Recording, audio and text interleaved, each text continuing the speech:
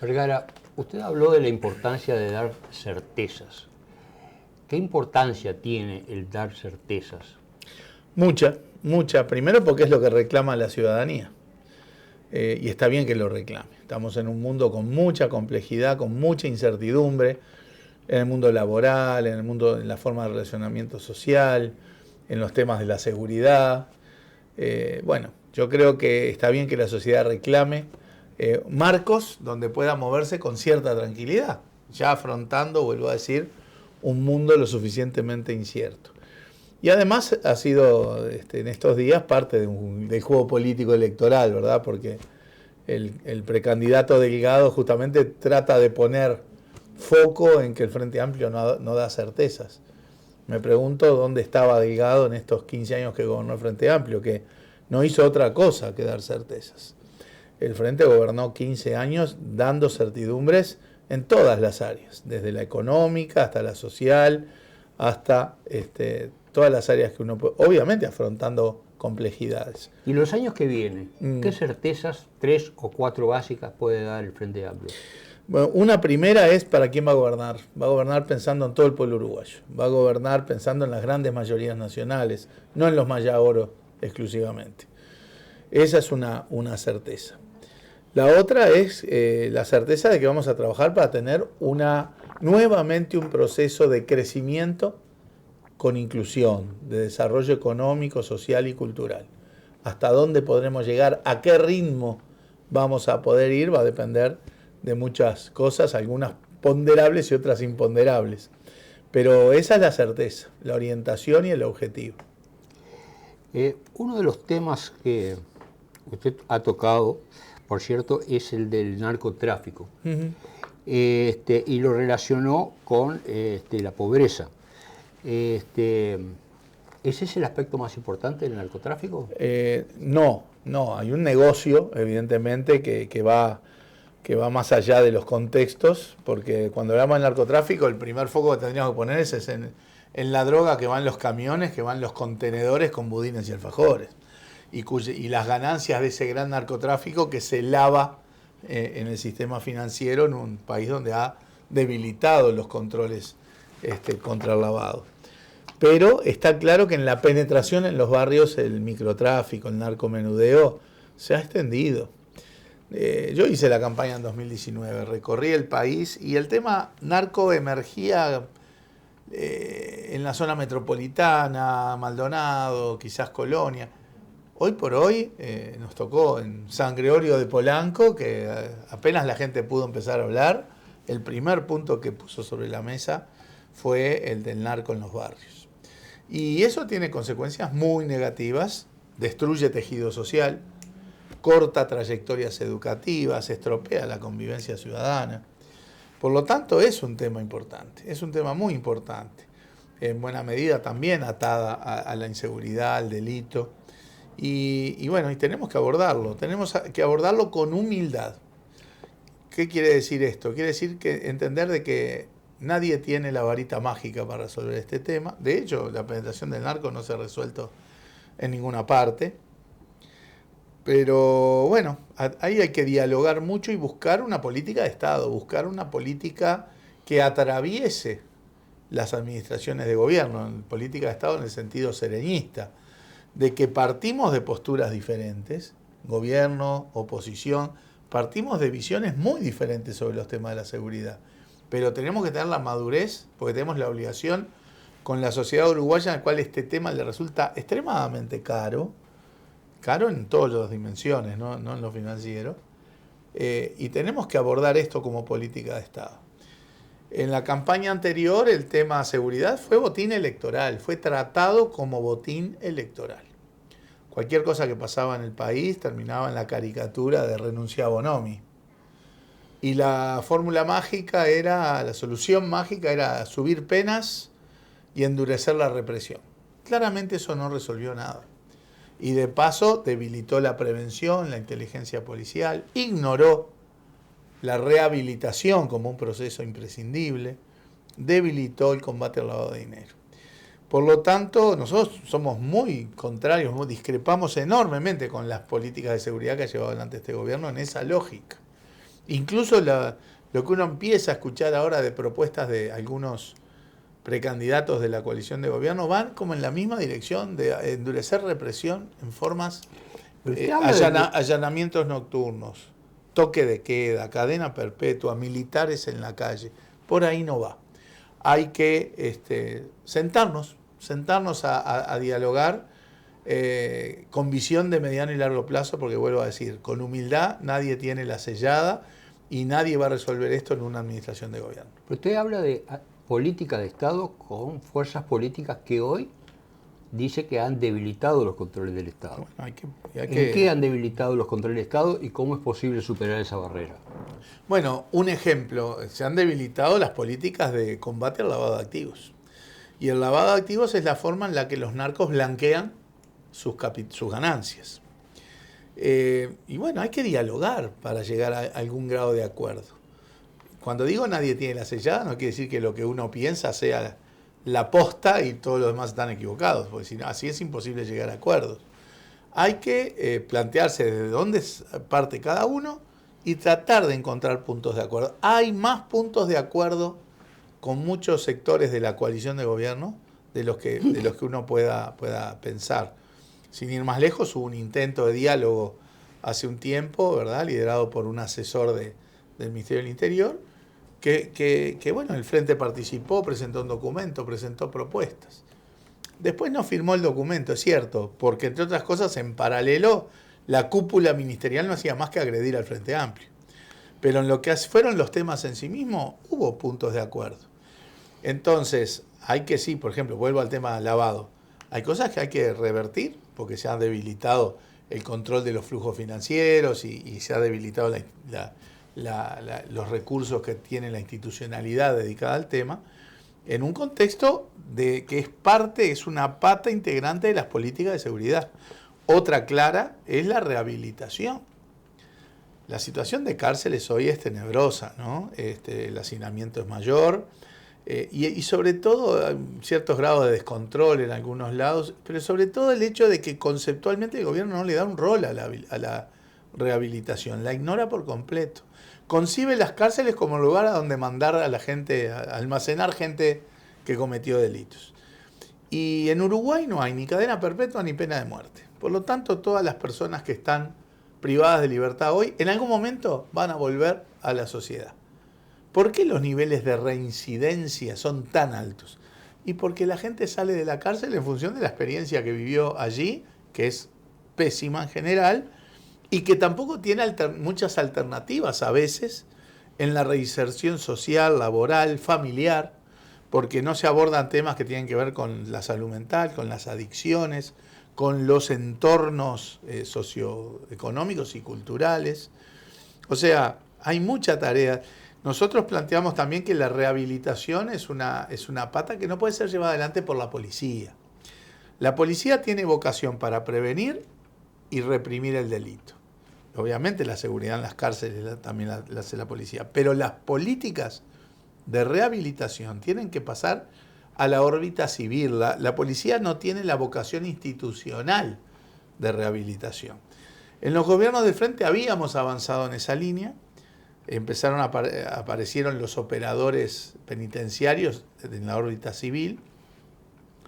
Este gobierno echó eso para atrás, básicamente, y incluso nosotros teníamos planeado pasar el Instituto Nacional de Rehabilitación a ser un servicio descentralizado, o sea, quitarlo de la órbita de gestión del Ministerio del Interior. No lo hicimos por discusiones nuestras, acá también hay que hacer autocrítica. Terminamos discutiendo a ver cuál era el ministerio de referencia, si era el MIDES, el MEC o el Ministerio del Interior, y al final creo que quizás pensando que íbamos a ganar las elecciones para siempre, error que no podemos volver a cometer, terminamos sin aprobarlo. Ahora nosotros volvimos a presentar el proyecto, pero bueno, no están las mayorías hoy para aprobar eso, pero tenemos que ir a una lógica de políticas de rehabilitación y de acompañamiento y de ayuda al liberado para que pueda tener una reinserción que evite que ese liberado reincida y vuelva al mundo del delito. En la otra pata del problema, el tema lavado y narcotráfico, que hoy están juntos, por ejemplo, la definición de problema de Senaclaft. ¿Qué es más importante, el narcotráfico o el lavado? No, el lavado de dinero es un vehículo que utiliza el narcotráfico primordialmente, el narcotráfico y otras, porque el narcotráfico hoy también se vincula a la trata de personas, al tráfico de armas, ¿no? Todo eso, a la hora de blanquear las ganancias, se utilizan mecanismos de lavado de activos para que ingresen esas ganancias en el circuito financiero legal, digamos. Por lo tanto, el lavado es un componente muy importante del gran narcotráfico, del tráfico de armas, del tráfico de personas, y tiene que ser abordado con esa seriedad. No siempre fue tomado con esa importancia en el Uruguay. No, se vinculaba más a cuestiones de transacciones financieras y demás, pero a medida que el narco está teniendo una relevancia mayor, sobre todo que el Uruguay empieza a ser más percibido como un lugar de tránsito, porque antes era como, bueno, en Uruguay podía haber algún componente de lavado, de cosas que pasaban en otros lados. Ahora que se visualiza más al Uruguay como ámbito de tránsito de cantidades importantes de drogas para Europa principalmente, etcétera, bueno, creo que ahora hay más facilidad para ver los dos temas encadenados, ¿no? Cuando no se veía antes el problema, cuando era de otro lado el dinero, ¿no había una actitud social de decir, bueno, de todas maneras entra dinero al país? Claro. Mira, esto hay una raíz que era que en los 80, en la dictadura, en los 70, se intentó instalar la idea del Uruguay Plaza Financiera. Sí. Que el Uruguay Plaza Financiera era el Uruguay que le ofrecía a la región, principalmente a los argentinos, un lugar de refugio para que no pagaran impuestos en Argentina, para esconder su plata o una parte de la plata grande se iba para Luxemburgo, las Bahamas, ¿no? Pero era puente de pasaje y era lo que había casi que una cultura de el secreto bancario férreo, que después se fue debilitando, entre otras cosas, por procesos internacionales. Y el lavado, claro, a nadie le preocupaba demasiado, casi que se veía como una industria más. ¿Cuándo usted lo empieza a ver como un problema real? No, los temas de lavado ya se venían viendo. De hecho, el Frente Amplio en el gobierno en 2006 genera un cambio importante en la materia de combate al lavado, porque todas las recomendaciones internacionales comienzan a mirarse. Uruguay está evaluado en 2002, 2006, 2009 y después ahora hace pocos años. Las evaluaciones 2002 y 2006 son bastante malas de lo que es la normativa y la aplicación de normativa antilavado. De entre 2006 y 2009 hubo una profunda reforma en estas cosas y ya te diría que la evaluación de Uruguay en 2009 es de las mejores de América Latina e incluso mejor que muchos de los países del G20. O sea, Uruguay ya desde 2006 comienza una política de fortalecimiento en la institucionalidad, las normas, los controles en esta materia. Después esto adopta otra dimensión cuando a nivel de la OCDE, de este organismo internacional, después de la crisis financiera internacional pasa a ser un movimiento global contra el secreto bancario, a favor de la transparencia tributaria, del intercambio de información. ¿Y por qué pasa eso? Porque es interesante. Primero, era difícil tener mucha normativa propia si estabas rodeado de un mundo, es como el tema de la droga, ¿no? Si uno puede pensar en lógicas de regulación, de liberalización en la medida que sea un contexto global. En el tema lavado era secreto bancario y eso era un poco lo mismo. Pero ¿por qué empezó a haber un movimiento global contra el secreto bancario? Porque en 2008 explotó el sistema financiero en Estados Unidos. Generó un agujero de liquidez brutal que se llenó con mucha plata puesta por el gobierno. Generó una deuda enorme en Estados Unidos que después lo pagan los contribuyentes americanos. Entonces ahí la idea fue, ojo, pusimos una tonelada de plata para tapar el agujero de liquidez en el sistema financiero, ahora sí empecemos a mirar que esa plata no se vaya por vías non santas. Entonces ahí comienza una coordinación internacional, después pasa algo parecido en Europa, una coordinación a través de la OCDE de comenzar a generar recomendaciones digamos, para erosionar el secreto bancario y para generar marcos de cooperación tributaria y de intercambio de información tributaria. Y bueno, ese proceso fue avanzando, Uruguay acompasó ese proceso, y bueno, y ahí fortaleció la institucionalidad, las normas. Obviamente también esas normas las recomendaciones también van subiendo la vara, porque entre otras cosas los mecanismos de lavado también se van modernizando. Uno siempre en la regulación va atrás de los problemas. Pero está claro que acá ha habido normas en este gobierno, en la LUC, por ejemplo, el permitir el pago en efectivo de montos siderales. A esta altura yo creo que uno puede pagar algo de 140, 150 mil dólares 150. Cash, en efectivo, en billete de 20 que tiene abajo el colchón. Yo creo que no son todos los uruguayos los que tienen 100 mil dólares en billete de 20 abajo el colchón. O sea, ¿para quién se hizo esa norma? Bueno, esas cosas, ese tipo de mensaje, ese tipo de norma han debilitado la percepción de riesgo en materia de lavado. La CENACLAF y demás también no se han fortalecido institucionalmente y por lo tanto estamos en una situación que tiene que revertirse, tenemos que volver a fortalecer la normativa y la institucionalidad en materia de combate al lavado.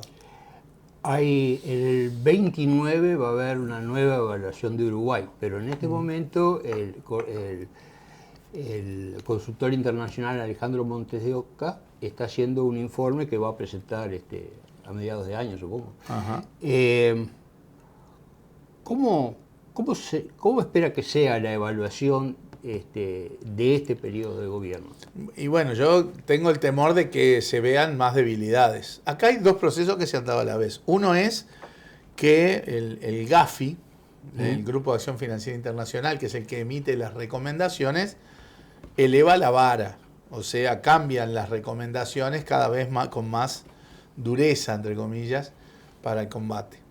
Y lo otro es que ha habido, creo yo, retrocesos normativos e institucionales en Uruguay. Por lo tanto, por las dos vías, porque hay una vara más exigente y porque ha habido retrocesos, mi temor es que la evaluación sea más débil que las anteriores, ¿no? Ahora, ¿el problema que tenemos es normativo o es de ejecución? Las dos cosas. Yo creo que hay cosas normativas para avanzar, o corregir, o revertir. Y también hay que fortalecer la institucionalidad. Tenemos un fiscal de lavado de dinero que dice que prácticamente no hay causas. Y que entonces el problema... ese es un síntoma de que hay algo que no funciona. Creo yo. Bien. Esos son los problemas reales que tiene que encarar o que se dispone a encarar el frente. Sí, entre otros, ¿no? El tema de la seguridad y del narco, por supuesto. Y después están los temas del empleo, del ingreso, de la formalización del ingreso, que son derechos de la gente. Por ejemplo, en el último año que ha crecido el empleo, pero más del 90% del empleo que creció es informal. Los temas de la educación. La gente sigue percibiendo que por la vía de la educación es como sus hijos, sus hijas van a poder afrontar un mundo cada vez más desafiante, más tecnológico, más complejo, más dinámico. Bueno, ahí hay una tarea grande. Acá en este gobierno se habló de una reforma educativa, después se rebajó a transformación educativa y terminamos discutiendo esta materia sí o cuántas horas de esta materia, o si primero, segundo y tercero llaman séptimo, octavo y noveno. Creo que se ha frivolizado esa discusión con muy poco debate con la comunidad educativa. Nosotros tenemos que avanzar, tampoco nosotros tenemos la sellada en eso, hay que dialogar mucho.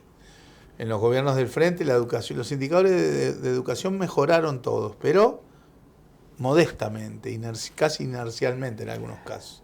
Hay una reforma pendiente de la cual nosotros también tenemos que hacernos cargo. En esa reforma está también el cambio de las condiciones del mercado de trabajo. Exacto. O sea, por el ingreso de la tecnología. ¿Y cómo se resuelve? Por un lado avance y por el otro lado... ¿Cómo salen los chiquilines? ¿Cómo salen los chiquilines del sistema educativo hoy? Es bien diferente, tiene que ser bien diferente que hace 15, 20 años, porque hoy salen a un mundo, chiquilín que sale y tiene 40 años de vida laboral por delante, va a ser un mundo en que le va a cambiar drásticamente más de una vez. Entonces, ya no es el tema del conocimiento. El conocimiento es la excusa para generar habilidades, capacidades incluso de adaptación, siempre con el cruce tecnológico, capacidades de adaptarse a un mundo que va a estar cambiando, capacidades emocionales para adaptarse. O sea, el desafío es muy grande porque hay que educar para un mundo que va a ser bien distinto del que ha sido. Y bueno, nosotros tenemos el germen, que es el plan Ceibal, ¿verdad? Que está subutilizado, subaprovechado. Pero evidentemente tenemos que cambiar las prácticas de aprendizaje. Y sí, yo creo que sí. O sea, creo que es la base, la herramienta fundamental de las formas de aprendizaje, de mirar al mundo en base a proyectos colaborativos, con pensamiento computacional, con visión tecnológica para un mundo nuevo.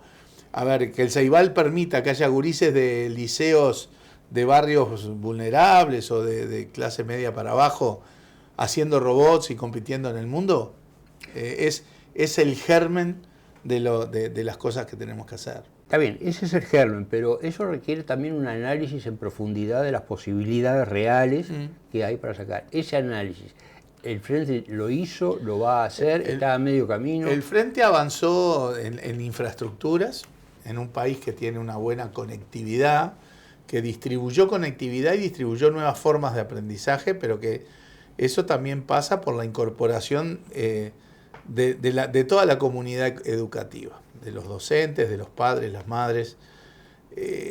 Y ahí es donde creo tenemos todavía que la necesidad de que los docentes tengan una participación real en los procesos de reforma. Por última instancia, una reforma del sistema educativo la implementan los docentes. Si se quiere hacer una reforma de espaldas a los docentes, no va a haber quien la implemente.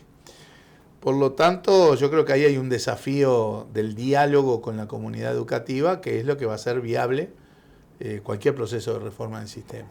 Hay un desafío del diálogo no solamente referido a la educación. Yo veía los hechos como digo, el cuarto piso, los pasaportes, el custodio presidencial, Marcet, Salto, etcétera. Y yo tenía la sensación de que el Frente no lograba encontrar una respuesta cabal a esa situación. ¿Me equivoco? No sé si entendí bien el planteamiento. Yo creo que el Frente abordó todos esos temas, fue el denunciante de todos esos temas, hizo la gestión política que podía hacer desde la oposición, con interpelaciones, con denuncias, con pedidos de información y demás, al punto tal de que el jefe de la custodia está preso, de que cayeron casi que la mitad de los ministros del gobierno. En un solo acto cayó el ministro del Interior y el ministro y en la Cancillería. O sea, creo que no hay antecedentes en el Uruguay de que dos de los ministros de Estado caigan conjuntamente, así como el asesor estrella del presidente, que también tuvo que ser removido. O sea, creo que el Frente ha actuado en el tema de la entrega del puerto, que si el Frente no lo pone sobre la mesa, iba a pasar desapercibido que estaban entregando un negocio de 2.000 millones de dólares a una empresa privada sin mayor sentido. Y bueno, ¿eso va a ser revisto? Eso está hoy en la órbita del Tribunal de lo Contencioso Administrativo. Nosotros como Frente Amplio planteamos la nulidad del acuerdo entre el gobierno y Catón Nasí, y bueno, está hoy siendo analizado en el Tribunal de Contencioso Administrativo porque nosotros planteamos que ese acuerdo se hizo violando la Constitución, violando varias leyes, violando los procedimientos. Pero bueno, yo creo que el Frente reaccionó políticamente a todos esos casos. ¿Estás satisfecho de cómo ejerció el Frente la oposición? Yo creo que el Frente, yo diría que sí. Y eso no quiere decir que siempre haya sido el mismo estilo de oposición. Porque durante la pandemia, el Frente yo creo que se paró razonablemente. No podía ser la oposición más agresiva. En la pandemia había que cuidar el panorama, ¿verdad? Condicionaba el tono de la oposición. Pasado la pandemia, es como que uno despliega más, aunque fue durante la pandemia que hicimos estas interpelaciones, ¿no? Por el tema puerto, por el tema Catón Nasí, etcétera. Pasada la pandemia, yo creo que estaba más habilitado políticamente a que la oposición se endureciera, ¿verdad? Y creo que el Frente lo hizo, ¿no? O sea, yo creo que en general sí. A veces lo que pasa es que a veces puede existir un poco una ilusión de que desde la oposición se pueden hacer más cosas o tirar más. ¿Por qué hay gente que Frente Amplista, ¿no? Que con la mejor intención dice, ¿cómo permiten tal y cual cosa? Y voy a decir, no es que permitamos, somos minoría en el Parlamento, somos la oposición, no el gobierno. Entonces, si el gobierno con su mayoría vota determinadas cosas, no es que el Frente las permita, es que no las puede evitar. Senador, usted me decía fuera de cámara que la campaña va marchando. ¿Va marchando no sin algún sobresalto, sin algún bache? Como toda campaña, ¿verdad? Acá estamos en la etapa de la interna, en donde creo que el Frente en general tiene la capacidad de jugar el juego de la cooperación, porque el Frente tiene que votar muy bien en junio, para después votar muy bien y ganar en octubre, y de la competencia interna, competencia que es saludable, porque la competencia lo que refleja es la diversidad política, ideológica que hay dentro del Frente Amplio, que hubo desde que el Frente Amplio se fundó. Aquello de cristianos, marxistas, blancos, colorados que fundaron el Frente Amplio, anarquistas, etcétera, etcétera. Bueno, esa diversidad existe hoy, yo diría en 3 grandes bloques a la luz de las elecciones internas del Frente Amplio de 2021, ¿no? El bloque alrededor del Partido Comunista, el bloque alrededor del MPP y el espacio sereñista. Y yo creo que la diversidad es riqueza para el Frente Amplio. ¿Tenemos diferencias? Claro que tenemos diferencias. ¿Cómo no vamos a tenerla? Pero es riqueza porque se condensa en unidad de acción y en unidad programática. Sí. Vamos a hablar de condensamiento. ¿Es el cuestionamiento desde un sector a la candidata Cose refleja una posición ideológica? No, yo creo que refleja una táctica electoral. O sea, yo creo que ahí hay juego electoral, ¿no? No creo que ahí eso se desprenda de cuestiones filosóficas o ideológicas. Es más bien parte del juego en donde cada referente del Frente Amplio hace su juego a favor de su candidato. Creo que está bien que cada uno haga campaña por su candidato, creo que está bien que cada uno muestre las fortalezas que entiende que tiene cada candidato. No me gusta mucho eso de que hacerlo eso en oposición a debilidades de otros dentro del Frente, me parece que no contribuye al espíritu unitario que es absolutamente primordial para el Frente Amplio. Gracias, Elam. Un gusto.